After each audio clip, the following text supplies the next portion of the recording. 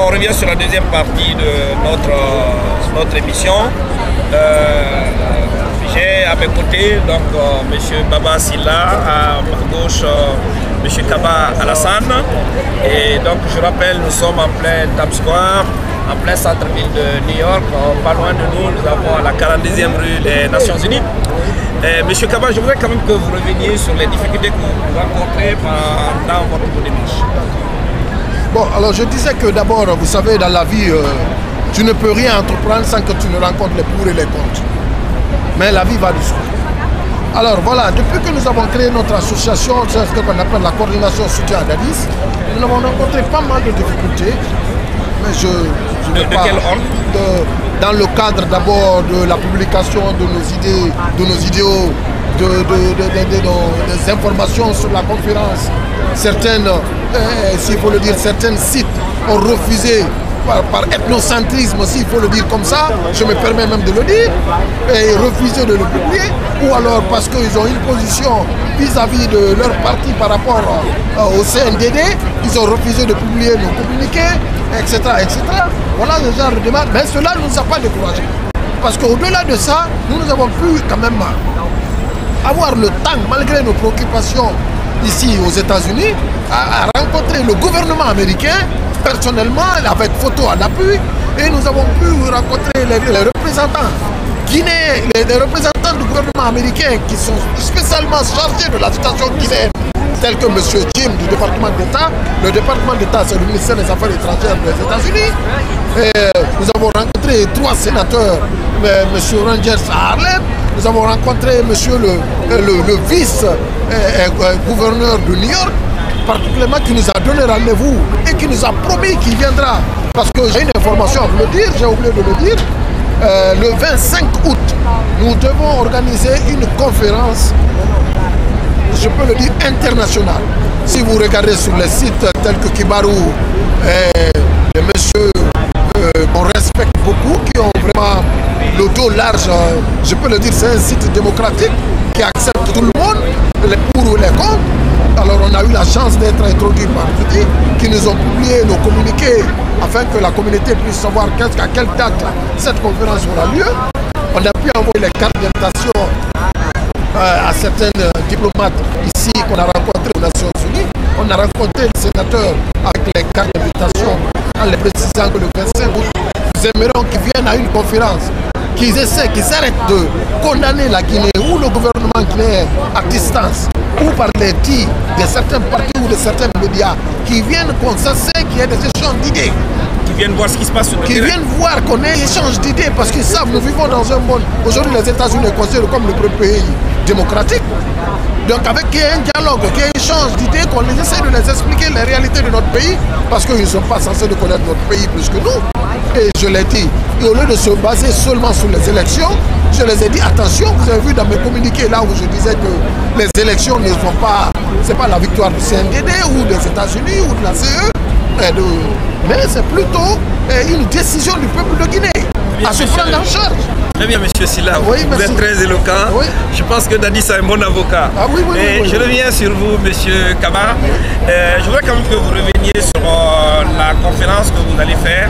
Vous allez organiser pour le soutien au CNDD et au président Dadis. La conférence se passe où? Le cadre? Le cadre, c'est l'hôtel Hilton à New York. D'abord, je voudrais attirer l'attention des téléspectateurs sur la première conférence qu'on devait organiser à New York, qui a été avortée parce qu'il y a eu ce que vient de dire le président. Il y a eu assez d'ethnocentrisme, comme il faut le reconnaître. Mais on s'est battu. Et on va organiser une deuxième conférence là. La première n'a pas eu lieu.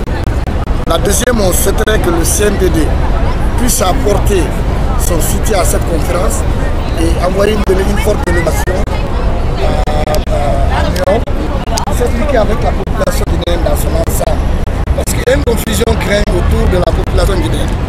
On a besoin que le CNDD aussi arrive, défend son programme, explique à la communauté internationale, à la communauté guinéenne, quelle est leur position vis-à-vis des problèmes guinéens et vis-à-vis de la communauté internationale. Nous le souhaitons parce que nous, en tant que coordination, nous avons vraiment soutenu ce CNDD parce qu'ils ont dégagé des volets qui peuvent apporter le bonheur aux Guinéens moyens. Donc nous préférons que le CNDD accepte d'envoyer une forte délégation à New York et s'expliquer avec la communauté guinéenne, avec la communauté internationale. Nous avons demandé à nos amis sénateurs, aux partis politiques des différents pays africains de venir à cette conférence.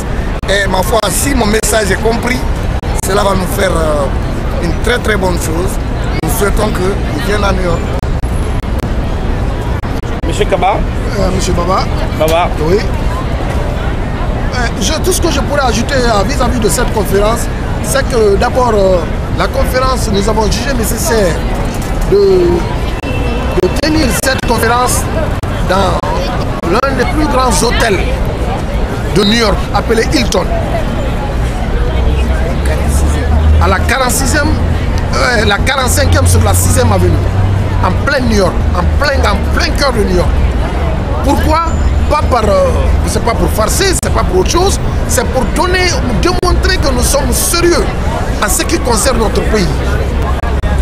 Pour qu'ils sachent que nous ne les déplaçons pas. Toute cette responsabilité, toute cette grande personnalité ne peut pas être déplacée à des milieux quand même qui ne seront pas respectés.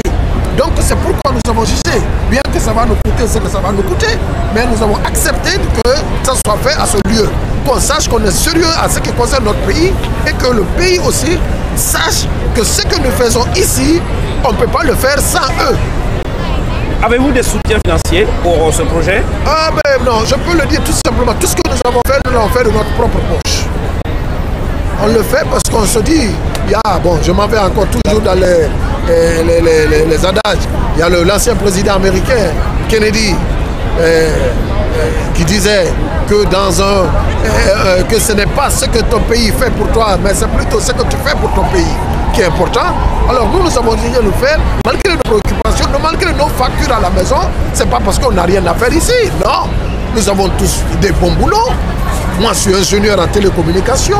Monsieur, mon frère Kaba, c'est un homme d'affaires qui est très occupé. Mais malgré nos préoccupations, nous avons jugé nécessaire que d'abord la patrie. Donc le patriotisme, c'est ça les actes. Nous agissons comme ça, nous ne demandons pas parce que nous voulons d'autres choses. J'ai vu sur certains sites là où on pose la question à savoir qu'est-ce que Dadis a donné à Baba. À quoi Baba s'attend de Dadis. Mais malheureusement, je ne réponds pas à ça. Mais ce qui reste clair, c'est que je dois tout simplement défendre ma patrie. Mais nous devons le faire ensemble avec le CNDD, avec le peuple de Guinée. Alors nous arrivons bientôt au terme de notre émission. Oui. Je voudrais vous demander à chacun de vous 30 secondes, oui, un dernier mot de conclusion, monsieur. On va commencer par monsieur Kaba. Bon, ce que je voudrais dire tout simplement, je voudrais attirer l'attention du président de la République, qui est le capitaine Dadis Camara, que je n'ai jamais rencontré, de regarder en face les réalités et de regarder ceux qui peuvent l'aider à se tirer de ce problème. Parce que la Guinée, c'est une famille. C'est tout le monde, c'est tous les Guinéens qui doivent construire la Guinée. Donc si on se donne la main, et si le CNDD nous accompagne, ce que nous sommes en train de faire pour s'expliquer avec la communauté guinéenne, je pense que la victoire de tous les Guinéens va éclater au grand jour. Merci monsieur Kaba. Monsieur Silla, un dernier mot? Oui, alors le dernier mot est très simple. D'abord, nous soutenons Dadis parce que nous sommes convaincus que ce qu'il fait, c'est dans l'intérêt du peuple. Donc, s'il n'est pas dans l'intérêt du peuple, nous allons aussi le dire. Mais pour l'instant, Dieu merci, tout ce qu'il fait, nous sommes convaincus qu'il le fait par patriotisme. Et s'il était candidat aux prochaines élections, vous voteriez pour lui? On n'est pas arrivé à ce niveau, mais pour l'instant, c'est-à-dire que nous ne parlons pas d'élection en fait. Nous parlons du patriotisme. Quiconque le faisait en Guinée, nous allons être derrière lui. Et c'est pourquoi je demanderai d'abord que ceux qui se réclament comme soutien du CNDD, qui ne se limitent pas à Conakry pour venir convaincre les éléments, mais qu'ils viennent quand même prouver, parce que nous avons pris même une licence aux États-Unis à nous autoriser à se manifester pour le soutien de Dadis. Merci monsieur Silla. Et nous avons les preuves de ça. Merci monsieur Silla.